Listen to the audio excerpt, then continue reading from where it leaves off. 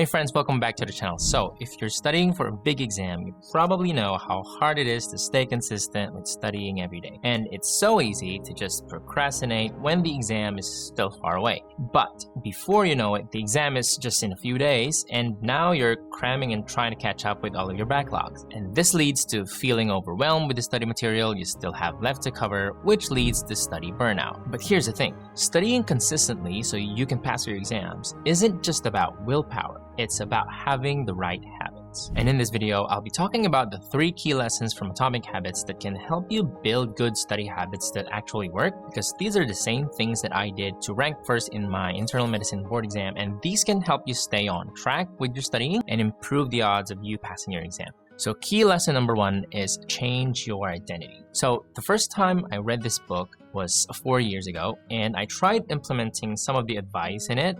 But even after reading it, I still struggled with certain habits like staying focused while studying, removing distractions, reading and studying books every day, and even going to the gym. And I wanted to make real changes in my life. So I reread the book this year, and there was one idea that hit me differently this time. And it's this part in the book that says, behavior that is incongruent with the self will not last. You may want more money, but if your identity is someone who consumes rather than creates, then you'll continue to be pulled towards spending rather than earning. You may want better health, but if you continue to prioritize comfort over accomplishment, then you'll be drawn to relaxing rather than training. It's hard to change your habits if you never change the underlying beliefs that led to your past behavior. You have a new goal and a new plan, but you haven't changed who you are. And that's when I realized that this is what I missed during the first time that I read the book. If you want to change your habits, you have to start by changing your identity. If you want to lose weight, you have to see yourself as a healthy person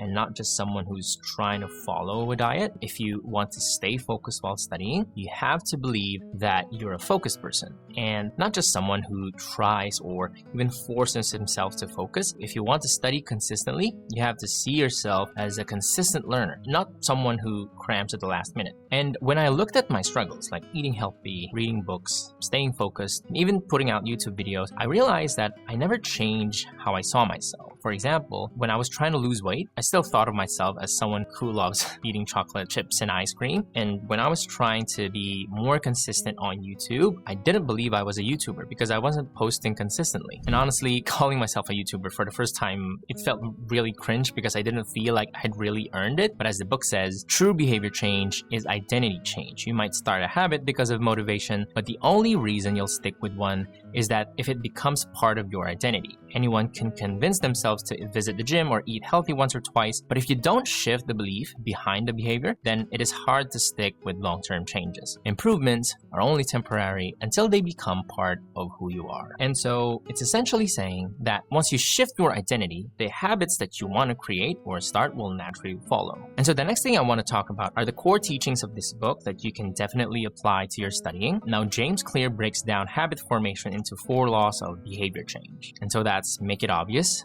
make it attractive, make it easy, and make it satisfying. And these 4 laws actually match the 4 steps of habit formation, which are cue, craving, response, and reward. So let's start with make it obvious. If you want to start a habit, you first have to become aware of it. One of the concepts in the book that helps with this is what's called as implementation intention, which is described as a plan that you make beforehand about when and where to act. That is how you intend to implement a particular habit. So if you want it more likely that you'll study for an exam, you shouldn't just vaguely say, well, tomorrow I'll start studying. Instead, you need to schedule it into your calendar with a specific time and place. So what you should put in your calendar is tomorrow at 7 a.m. I'll study biochemistry, finish 20 pages, and do a 50-item practice test for 4 to 5 hours. So you see how that's more specific, right? And then the second one is make it attractive. So the book introduces a strategy called temptation bundling, which is the strategy of pairing an action you want to do with an action that you need to do.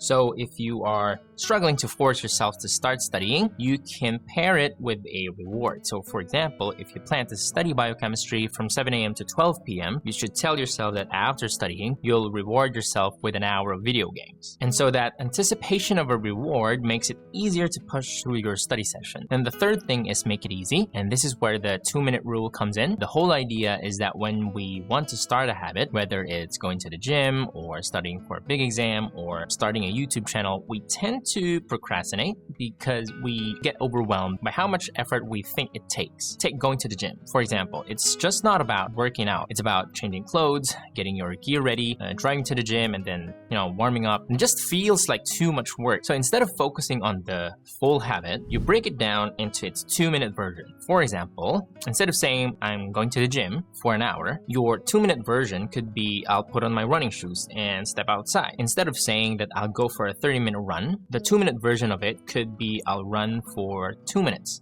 Another example is, instead of saying that I'll study for 5 hours straight, the 2-minute version of that is, I'll just sit down, open my notes, and read 1 page. At first, this might not seem like a groundbreaking idea, like, would this really make any difference at all? So apparently it does, because as the book says, strategies like this work for another reason too. They reinforce the identity that you want to build. So if you show up at the gym 5 days in a row, even if it's just for 2 minutes, you're casting votes for your new identity. You're not worried about getting in shape. You're focused on becoming the type of person who doesn't miss workouts. You're taking the smallest action that confirms the type of person that you want to be. And the fourth law is make it satisfying. So this last one is something I've been doing for over a year now, and I'd say that it's made a major difference in how I start and maintain habits, and it's the habit of habit tracking. Tracking your habits, it gives you a visual representation of your progress, and progress is a bit addictive. So if you think about it, in video games, leveling up keeps you playing. Then in real life, checking off an item on your to-do list, it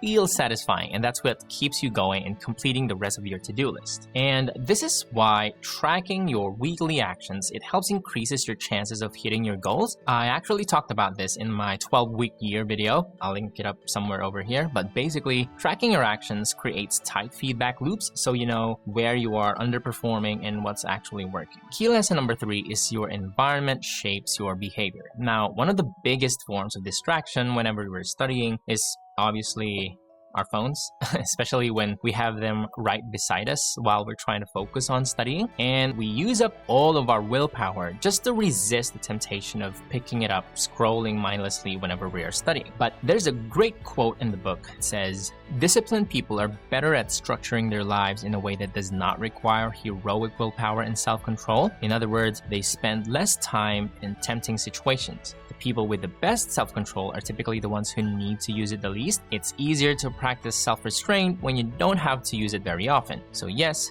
perseverance, grit, and willpower are essential to success, but the way to improve these qualities is not by wishing you were a more disciplined person, but by creating a more disciplined environment. And so it basically means that people who we call more disciplined or having great self-control, they are not born with it. It's just that they don't allow distractions in their environment. Because remember the first step of forming a habit? It's the cue, right? And having your phone right beside you where you can see it while you're studying, that serves as a cue. Whenever it makes a sound or a notification pops up, it triggers your subconscious to pick it up, because your brain has learned that every time you check your phone, you get entertained and it feels rewarding. But of course, that's not what you want to be doing when you should be actually studying for your exam. Even if your phone is lying face down, but still on your desk within your field of vision, your brain is still working hard to ignore your phone. So instead of fully focusing on studying, your attention is constantly divided, half on the task at hand and half on trying to resist checking your phone. But if you put your phone in another room or somewhere out of sight, you essentially remove the cue. And of course, you have to put it on silent mode or turn off all notifications so that your brain can fully focus on what you need to do. And